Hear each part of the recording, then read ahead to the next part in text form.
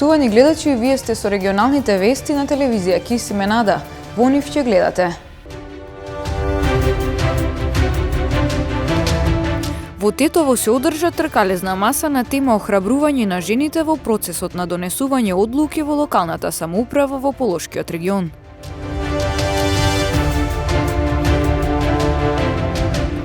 Во сабота во Гостивар на лицата со попреченост и на родителите ќе им се делат ленти со сончогледи сонца, за да бидат повидливи за околината.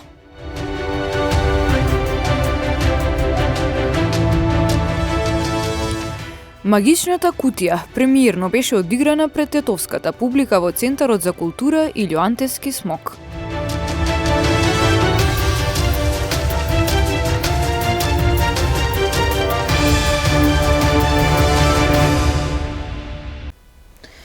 Во Тетово денес се одржа тркалезна маса на тема охрабрување на жените во процесот на донесување одлуки во локалната самоуправа во Полошкиот регион. Заедничката оценка е дека учеството на жените во политиката во нашата земја не е на задоволително ниво. Градоначалниците од општините од Полог заедно со британската амбасадорка Рейчел Галовеј денес дискутираа како да се охрабрат жените за активно да се вклучат во раководењето на локалната самоуправа. Амбасадорката Галовеј истакна дека политичките партии треба да работат за да се подобри застапеноста на жените во политиката, особено поради фактот дека на локалните избори кои се одржаа во земјава, жените не биле подеднакво застапени. За еднаква застапеност на жените во општеството мора да се започне со давање поддршка на младите девојки, да стекнат доверба да бидат активни и да бидат идни лидери, како и поддршка од политичките партии за номинирање и поставување на жени на лидерски позиции, да можат да промовираат политики кои ги засегаат нивните заедници. На последните локални избори во Северна Македонија видовме дека жените не беа подеднакво застапени насекаде во земјата. Не затоа што луѓето не гласаа за жените, туку затоа што жените не беа застапени на градоначалничките листи. Ова е нешто на што треба да работат сите политички партии за да се подобри застапеноста на жените на високи позиции. Ние стремиме кон подобрување на таа цела недобра, неубава слика.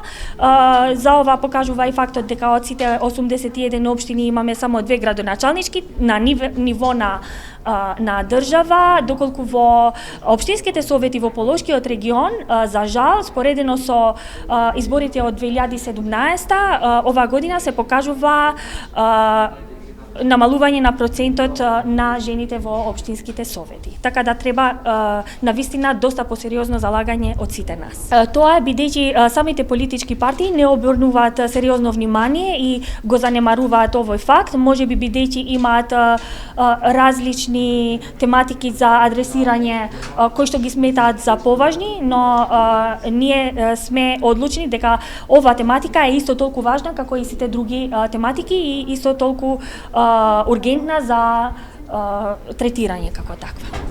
Тркалезната маса ја организираше Институтот за лидерство и креирање политики во рамки на проектот Жените во политиката, финансиран од Обединетото кралство. Во Гостивар во сабота на градскиот плоштад ќе се спроведе активност насловена Сончогледи и сонца за невидлива попреченост. Целта е да помогне лицата со посебни потреби и нивните семејства да добијат приоритет и поддршка при обавување на секојдневни обврски во банки, институции, продавници и слично. Плоштадот во Гостивар во сабота ќе биде место каде што на лицата со попречености и на родителите ќе им се делат ленти со сончогледи и сонца, за да бидат повидливи за околината. Активноста има за цел да помогне овие лица и нивните семејства да добијат приоритет и поддршка при обавување на секојдневни обврски. Носењето на лентата треба да помогне граѓаните и институциите да се сензибилизираат и да им дадат предност, да не чекаат во редици пред шалтер, во продавница, пред банки и така натаму. Настанот го организира Ресурсниот центар на родители на деца со посебни потреби во соработка со општината и Сдруженијето на гостиварката Билјана Беловинова. 3 декември, денот на попреченоста, но поради временските неприлики видовме дека ќе врне. Одлучивме да го правиме во сабота, во 12 часот, на плоштадот во Гостивар. Идејата ни е да даваме на лицата со попреченост траки со сончогледи и со сонца. Тие траки имаат за цел да бидат препознатливи од фирмите, банка, суд, општина каде што родителите одат да завршат работа или самите лица кои имаат невидлива попреченост, да се види и да може, например, додека ако има гужва, да може побрзо да заврши работа родителот или лицето. Например, еве глувите лица, не можеш да ги приметиш оддалеку дека е глуво лице, а кога ќе има траката на него, ќе ја знае личноста дека е со попреченост и да го пуштат на време да заврши работа. Освен тоа, на плоштадот децата со попречености на минувачите ќе им подаруваат карамфили со позитивни пораки. Организаторите упатуваат покана до лицата со посебни потреби, нивните семејства и до граѓаните да бидат дел од настанот во сабота. Прво ги повикувам родителите и лицата што се со попреченост за да им ги даваме лентите. А потоа ги повикувам сите граѓани кои сакаат да излезат да ги поддржат овие деца, еве и политичарите, било кој. Ова е во соработка со општината и во соработка со Билјана Беловинова. Има здружение When in Trouble. Ресурсниот центар функционира како сервисна служба на родителите на деца со посебни потреби. Бесплатно им обезбедува психолошка поддршка, правна помош и други услуги кои што им се потребни во врска со остварување на институционални права. Центарот неодамна отвори своја подружница и во Гостивар. Со 2 воени транспортни авиони утре изутрина од Бугарија ќе бидат транспортирани останките на 45 мината македонски граѓани кои што загинаа во автобуската несреќа на автопатот Струма во Бугарија, изјави бугарскиот амбасадор во земјава Ангел Ангелов. Тој меѓу другото се осврна и на македонско-бугарските односи. Българската страна ще осигури 2 военно-транспортни самолета, с които ще бъдат доставени жертвите на катастрофата утре Сабай. Разговорите продължават и те никога не са запирали. Разбира се, те са конфиденциални между нашите 2 министерства на дворешните работи. Сега ние ще имаме, надяваме се, нова влада. Утре е първата сесия на новия парламент в България и се надяваме новата влада, политическа влада, която да направи договор с владата на Република Северна Македонија. После 25 години е обновен возниот парк на Македонија ПАТ, информираше министерот за транспорт и врски Благој Бочварски. Преку капитална блок дотација од владата до јавното предпријатие доделивме средства за набавка на нова механизација во вредност од 180 милиони денари. Конкретно за потребите на јавното предпријатие за одржување на магистралните и регионалните патишта набавивме 15 комплетно нови опремени камиони со снежен плуг и соларка, како и 3 нови утоварни машини. Во оваа зимска сезона сите ги ставивме во функција заради навремено и поефикасно расчистување на патиштата низ земјата и создавање за побезбедни услови за возење за граѓаните. Дополнително, јавното предпријатие набави 11.000 тони индустријска сол и 8.000 кубици ризла за тековно одржување на нашите патишта. Со тоа јавното предпријатие значително ги зголеми капацитетите за зимско одржување на магистралните и регионалните патишта во земјата за престојната зима после повеќе од 25 години. Исто така апелирам и на почитување на Законот за безбедност при сообраќајот кој наложува сите моторни возила и учесници во сообраќајот во овој период да ја поседуваат пропишаната зимска опрема во возилата. Би ги повикал овде и локалните самоуправи да се подготват целосно и комплетно и да се вклучат со сопствените капацитети за зимско одржување на локалните патишта во нивните општини. Се одржа премиерата на детската представа Магичната кутија. Представата е во режија на Марко Богдановски, а се работи за детска бајка во која играа и возрастни актери. Се одигра на сцената во Центарот за култура Илјо Антески Смок во Тетово. Магичната кутија премиерно беше одиграна пред тетовската публика во Центарот за култура Илјо Антески Смок. Режијата е на Марко Богдановски, а иако се работи за детска представа, односно детска бајка, свое учество има и поискусните актери. Ни раскажаа дека представата во себе крие низа пораки за децата, но и возрастните. По подолго време драмското студио при Центарот за култура Илјо Антески Смок направи една убава детска бајка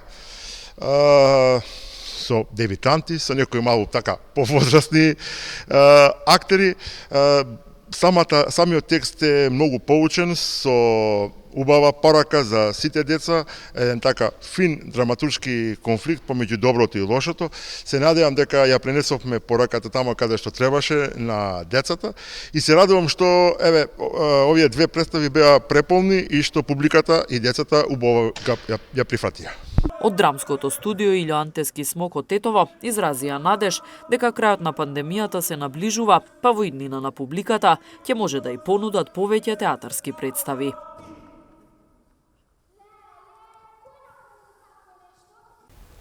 Во продолжение следуваат деталите од полицискиот билтен на секторот за внатрешни работи Тетово. Вчера вечер околу 21 часот и 30 минути во Тетовско Радиовце полициски службеници привеле 19-годишничка од Република Косово поради сомнение за илегален влез и престој во земјата. Таа била затекната во возило што го управувал 21-годишен жител на Тетовско Горно Седларце, пошто била задржана во полициската станица Тетово за натамошна постапка и ќе се соочи со соодветен поднесок. Полициски службеници околу 21 часот и 10 минути на крстосницата на улиците Илинденска и Видое Смилевски Бато во Тетово привеле 22-годишен тетовец затоа што при преглед му бил пронајден и одземен нож. По документирање на случајот ќе му биде изготвен поднесок по член 80 од Законот за оружје.